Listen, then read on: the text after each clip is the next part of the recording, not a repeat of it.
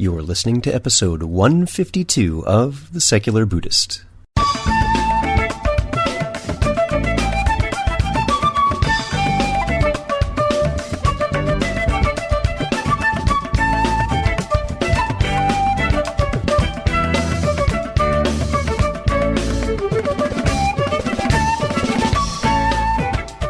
Welcome to The Secular Buddhist. I'm Ted Meissner.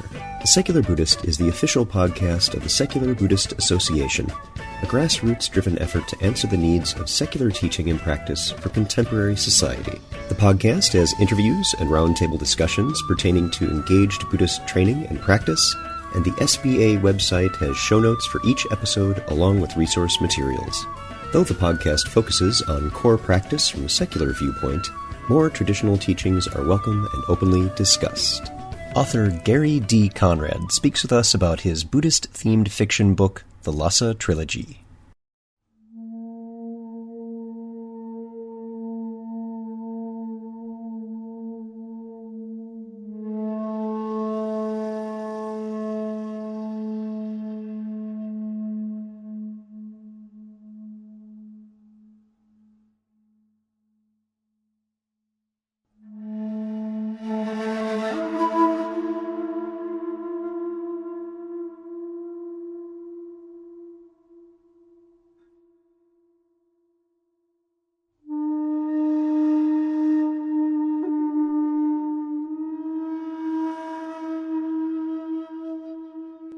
We're going to turn our attention over to lighter fare this week in seeing how Buddhist ideas continue to arise in contemporary fiction.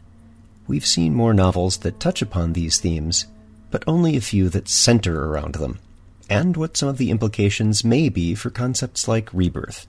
It's always fun to read a good what-if story. Gary D. Conrad is a native Oklahoman who lives with his wife Sheridan and their dog Inky in Edmond, Oklahoma. His interests include Tibetan rites, meditation, the music of Joseph Haydn, organic gardening, and wilderness hiking. He received his undergraduate diploma from Oklahoma State University, his MD degree from the University of Oklahoma, and in 1978 has been a practitioner of emergency medicine. He has also completed his fellowship in integrative medicine at the University of Arizona. Accompanied by his wife, he made an expedition to Tibet and Japan in 2008 to gather first-hand information for the Lhasa Trilogy. So, sit back, relax, and have a nice, not yak butter tea, that's too easy. Let's go with lemon ginger chai. Our guest today is Gary D. Conrad. Gary, thank you very much for spending this time with me today. Hi, Ted.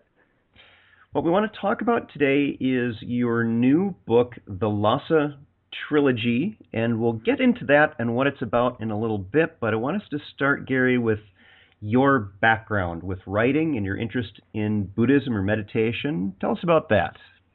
Well, I guess probably, Ted, we could start by my writing experience, and there's really not a lot before the Lhasa Trilogy. I had one article published in the magazine Explorer called Spontaneous Remission of Graves' Disease, A Spiritual Odyssey. And there a lot of my spirituality comes out in that paper. I believe it was published in 2008. And the idea for the Lhasa Trilogy came up when I was thinking about the Dalai Lama and about the reincarnations of the Dalai Lama. And an idea came for a book. I hadn't had much writing experience in the past, so I contacted my daughter who lived in New York City and offered her the idea for a screenplay, and she accepted this idea. After 3 or 4 days of tossing and turning, Ted, I just really realized I wanted the idea back. And so the Lhasa Trilogy was born. The original title was to be Lhasa. And my editor convinced me that since the book had 3 distinct parts, as I'm sure you know, that the Lhasa Trilogy was a more suitable title. And so at any rate, the problem with the Lhasa Trilogy, initial problem at least, was that I knew to write about Tibet, I had to go there. And I don't really think you should write about a place you've not been to. At least I don't believe you should. And so, at any rate, I set out to make a trip to Tibet initially in June of 2008.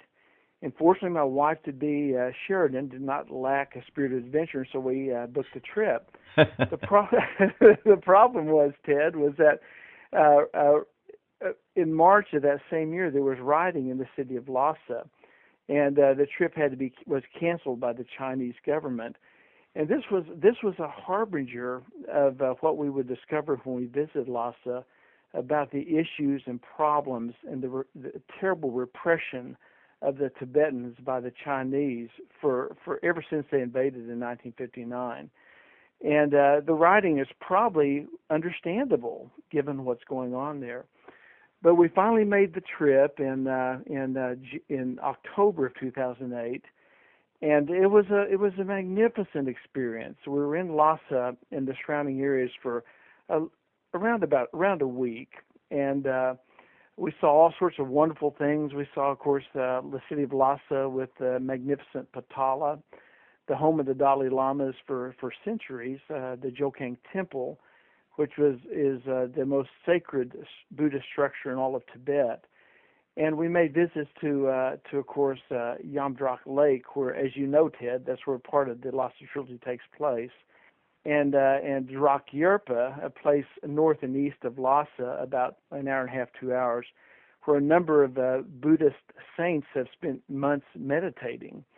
So this was sort of the build-up for the Lhasa Trilogy and the writing of the Lhasa Trilogy. So one of the things I did want to chat about is for people who are interested in a Buddhist-themed book, and they're not, however, wanting to make quite the commitment to a trilogy. It's okay. It's one book. It's yes, okay. That's exactly right. Why don't you tell us a little bit about,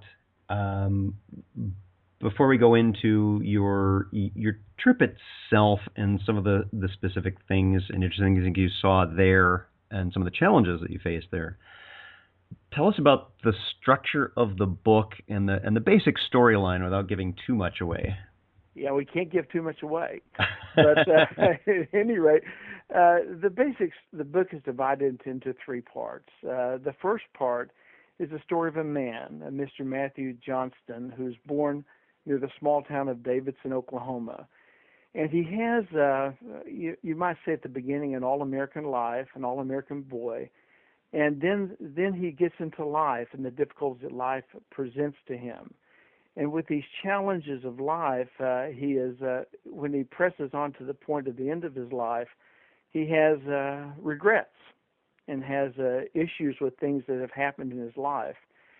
And through researching the Tibetan Book of the Dead and other sources, I pieced together an afterlife experience for my character. And this concludes the first book. The second book is about Lama Tenzin Tashi, a monk who he came to know towards the end of his life, and Lama Tenzin Tashi's search for the reincarnation of Matthew Johnston. And the third book is where it all comes together, where Lama Tenzin Tashi brings together the reincarnation of Matthew Johnston into another life and fulfilling out the promises and the karma that he had incurred during his previous lifetime. And I got to say, the thing that I liked best about the book, and as the publisher representative, Betsy, thank you, Betsy, for sending a copy of the book. Thank you, Betsy. Yeah, I really enjoyed that. So special thanks to Betsy, because this podcast episode wouldn't have been happening without her efforts. So I'm sincerely grateful to her. But having read the book and being someone who is a fan of fiction and Buddhist-themed fiction, even though I'm not a practitioner of Vajrayana practices and I don't hold with a literal rebirth experience, it was nonetheless a fun story. And the way you tied the different elements of the different lifetimes together were very interesting to me, because by the time you were getting around to, say, the third part, you're putting your best guess as to who this character was in the previous sections, and you had a great progress over the course of the lifetime, particularly of your Tibetan monk, who's Yeah. challenged with finding this person who has been reborn, and that arc was very nice. And I'll have to confess that my favorite character was Inky, and I think Inky is based on someone you know close and personal. If you care to tell the audience who Inky is. Inky was Matthew Johnston's dog in the first part of the Lhasa trilogy. And Inky, the name Inky comes from my childhood. When I was a young lad, my grandparents who lived in Altus, Oklahoma, had a scruffy dog that kind of wandered onto the property one day, and they named him Inky. He was a jet black lab mix. And so subsequently, that was where the name came from. I subsequently named a dog that wandered into my property some years ago, again, a jet black lab mix, Inky. So the Inky led to Inky. And it was really fun to write about with names and associations that were familiar to me, not only from my childhood but from now. And Inky, as you know, moves on from lifetime to lifetime as well. And I really enjoyed the connection of not only the human connections from lifetime to lifetime, but the human animal connections from lifetime to lifetime as well. And Inky was fun. Inky was fun.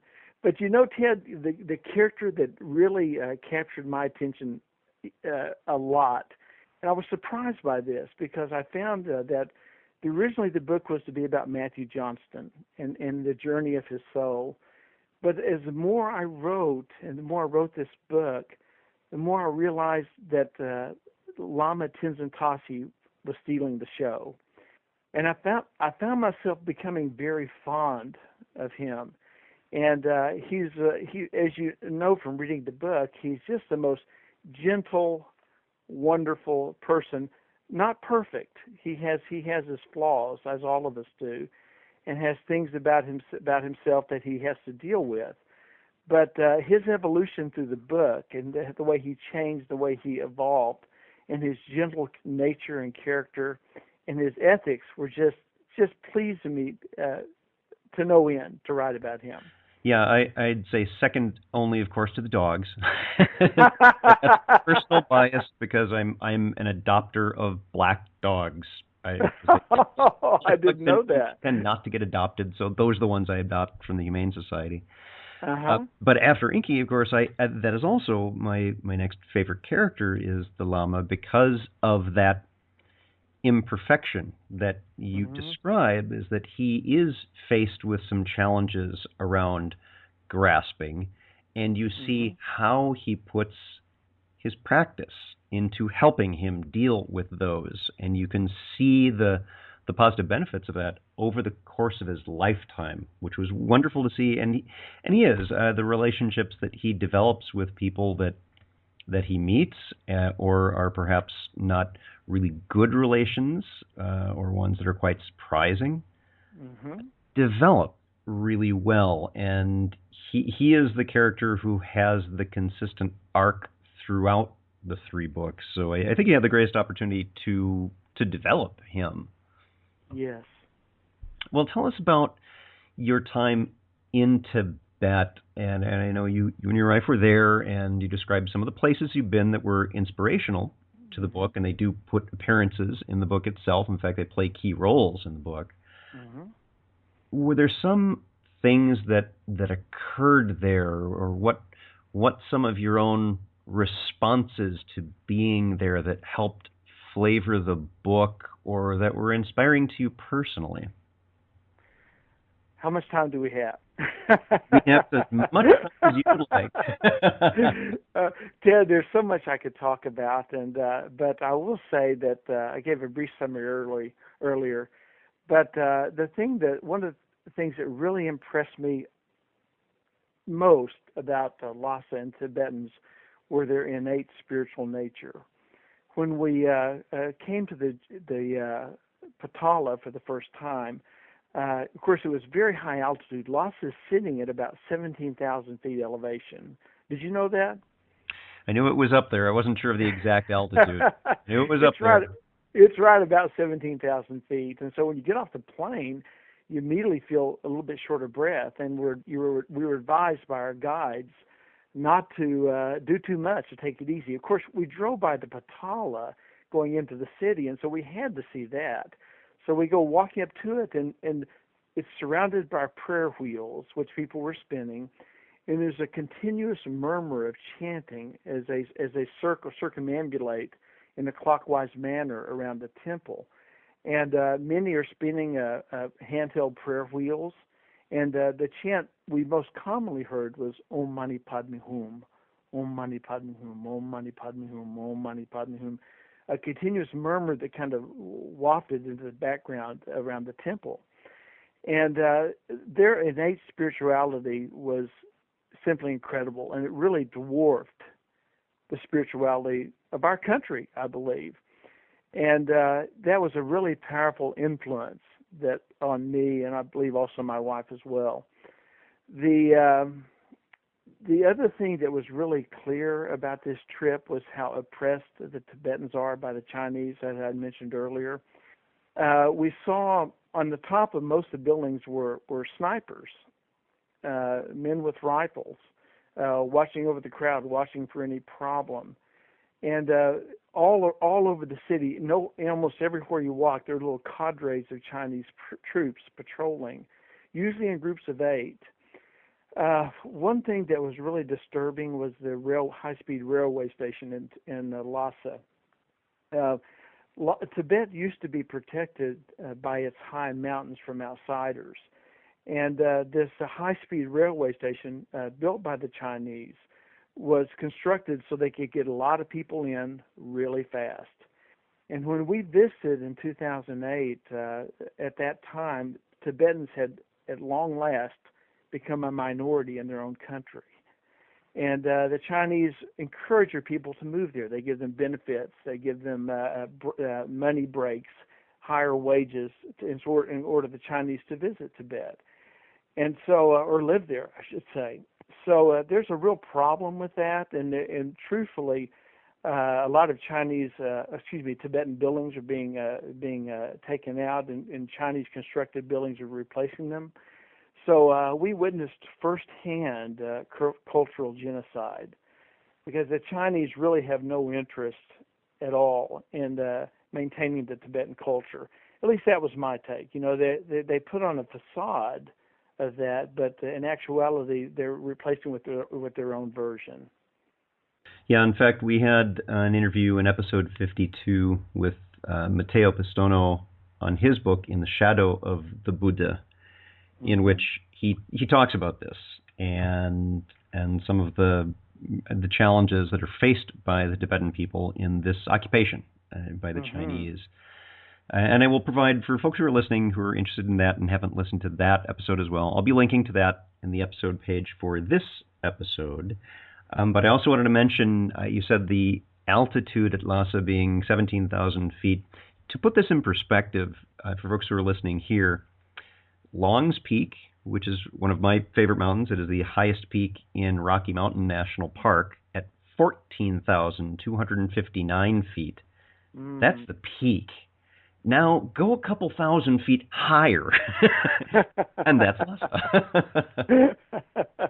Yeah, the interesting thing about peaks in the States is you usually have some time to acclimate as you gradually work your way up. You know, or the base of the mountain is usually at a little higher elevation. You can get used to it. When you come from Beijing, which is not too high of elevation, and you're plopped up at 17,000 feet, it's quite a shock.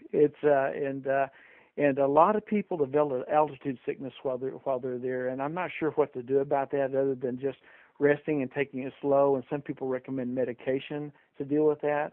But yeah, it is you can a problem. there are different medications that one can take, and the main cure for altitude sickness is to go back down, which is, of course, not an option for you when you've just been dumped off the plane. Exactly. So tell us about some more, in writing the book itself, that process of putting the Lhasa Trilogy together. Did that open up any new ideas, or were there any new things that you learned about Buddhism for you approaching this as a Westerner? That's a really good question. I learned a tremendous amount about the Tibetan Buddhism as I studied it and read about it and was immersed in the culture. I thought the concept of bodhisattvas was very interesting to me, about those beings who strive to help and strive to help those who are perhaps not as high up in the pathway as they are, if you allow me to put it that way. Mm-hmm. And I thought that was very fascinating. And in Tibetan Buddhism in particular, there's the concept of the wrathful deity. Mm-hmm. Have you heard of that before, Ted? Oh, yes. Yeah. having been reborn in that particular incarnate realm many times myself during this lifetime, yes. Well, the wrathful deity is an awfully evil-looking creature. It usually has skulls with it, and there's flames, and it looks very angry. But as you read, you discover that this being is there to help sentient beings find enlightenment. It's an important part of Tibetan Buddhism, and learned so much about the culture of Tibet and about their pathway to know themselves and their spiritual undertaking. Also learned about sky burial while in Tibet, and that as you know, that's one of the introductions to the book as a sky burial. We never saw one when we were there. We were told that when you're in Lhasa, you're not supposed to ask. You're not supposed to ask to see a sky burial. It's a sacred thing among family, and most of the time is kept in family. So I had to glean my information for the sky burials on internet sources and research and reading, so I could come as close as I could to what actually happened. Yeah, and it was interesting reading that passage because I'm familiar with the process of the sky burial, but hearing what it would be like, you presented that very well. You made it a very visceral experience, and that was a very interesting, a very good way to start the book in this concept of impermanence and transition. Yes. Was that part of the theme that you were trying to work into that?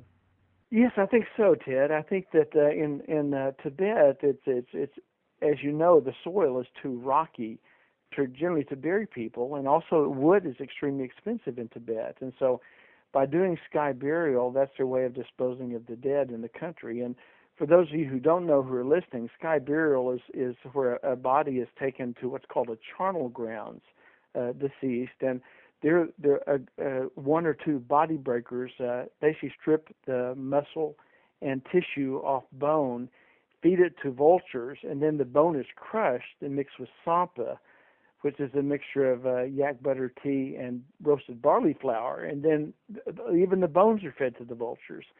And the vultures, then when they fly away, it's believed that their droppings, which land on some of the highest peaks in Tibet, their relative is deposited there.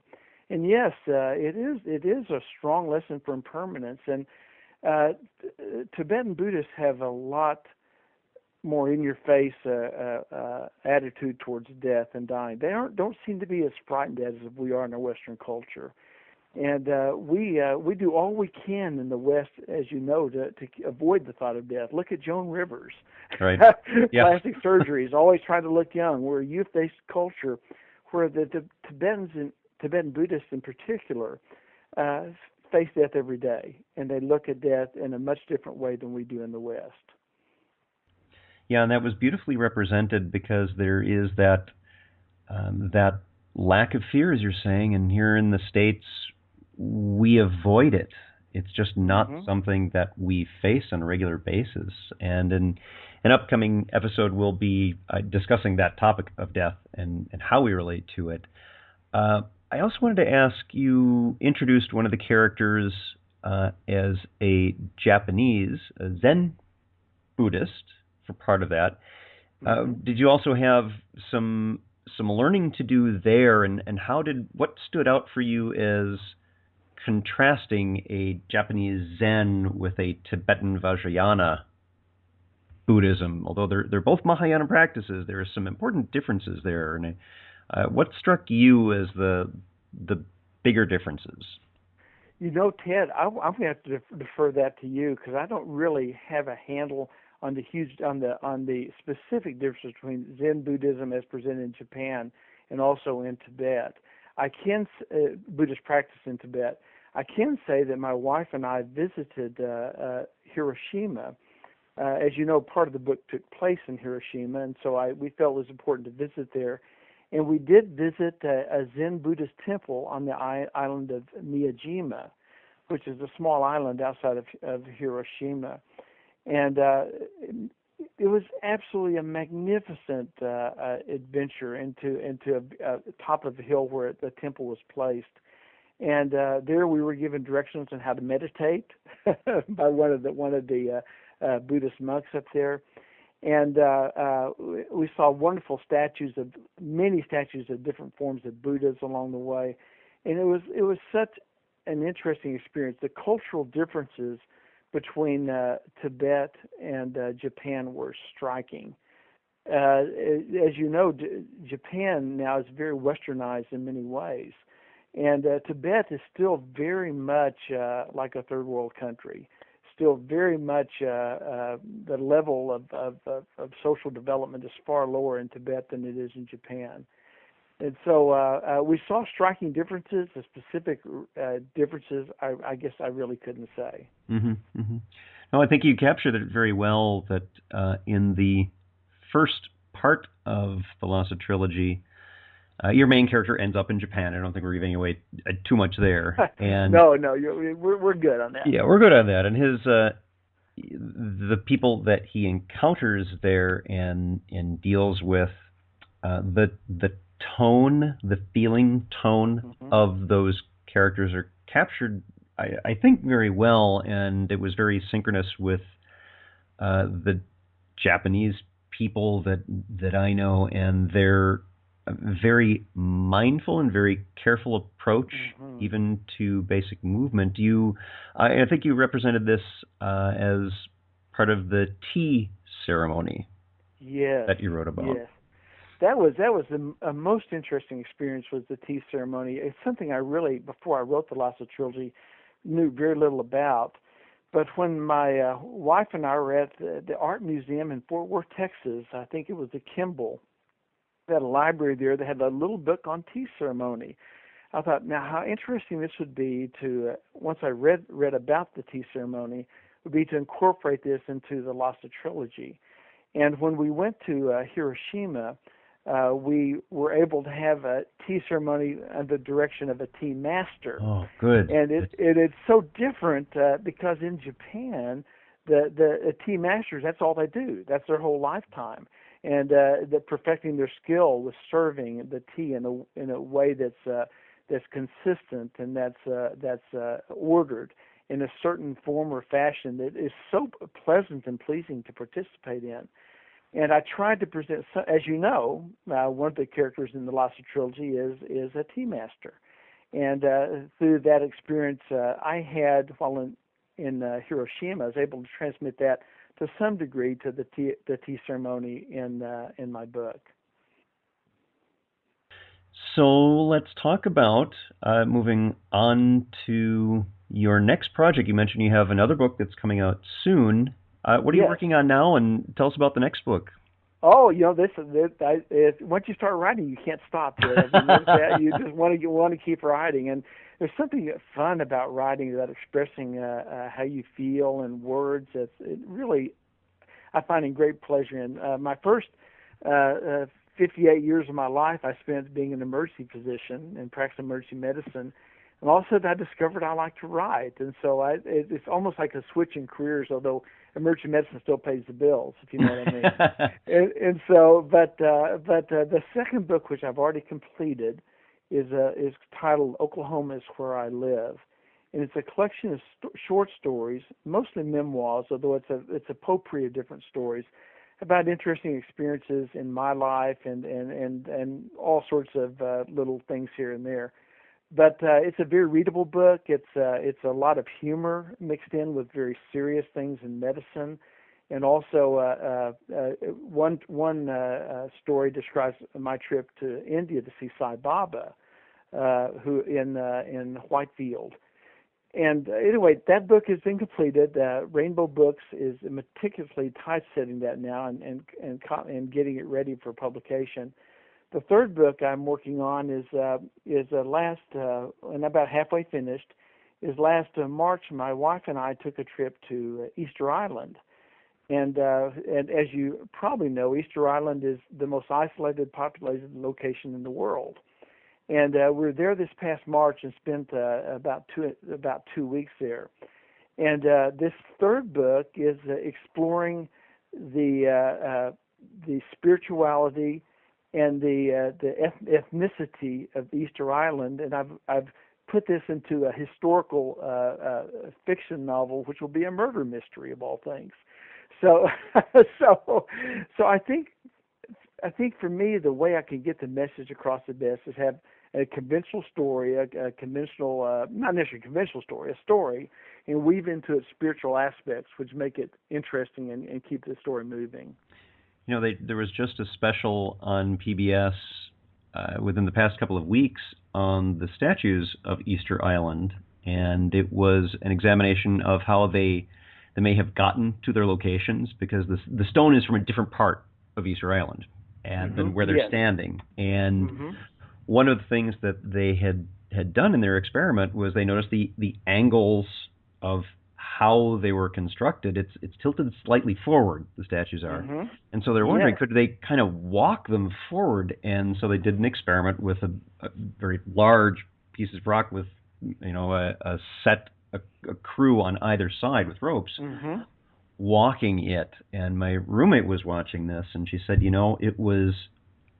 she couldn't imagine how that would have impacted the feelings and the spiritual attitudes of the people seeing these stones effectively walking, and what a huge impact that must have had on their lives. I saw that special and as well. I thought it was very interesting. If you've been and I believe Hunt and Lipo, are the ones that put that together. And I thought that was a very interesting how they got these two groups of people with ropes and trying to show how they could walk them. But if you've been to Easter Island, I had the feeling that's a bit improbable.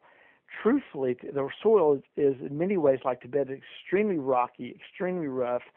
And to imagine someone walking a many-ton statue side to side for up to 12 miles seems a little far-fetched to me. But those guys, they're the experts, right? They're the archaeologists, and they apparently know more than I do.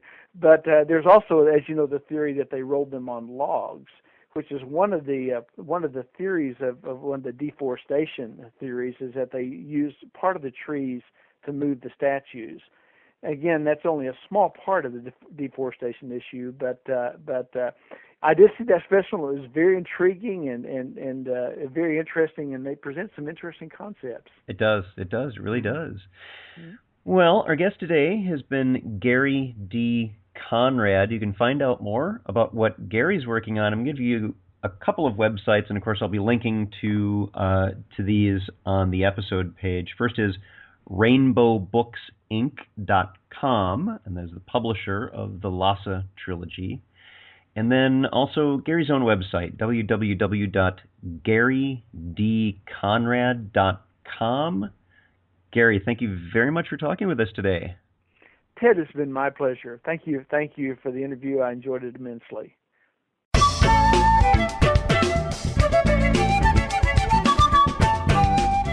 Thanks for listening. If you'd like to learn more about something you've heard in today's podcast, please come visit the SBA website at secularbuddhism.org, and you'll find an entire webpage devoted to this and every episode. Discussion about this episode can be found on the episode page itself, along with show notes. The music for The Secular Buddhist is used by permission from John Kaizen Neptune's CD, Steps in Time. Additional music is provided courtesy of Monty Levinson of Taihei Shakuhachi and Rodrigo Rodriguez. Their websites are also linked on the SBA site on the About Podcast Music page. Until next time, remember, every moment you have a choice. Make it the best you can. See you next time on The Secular Buddhist.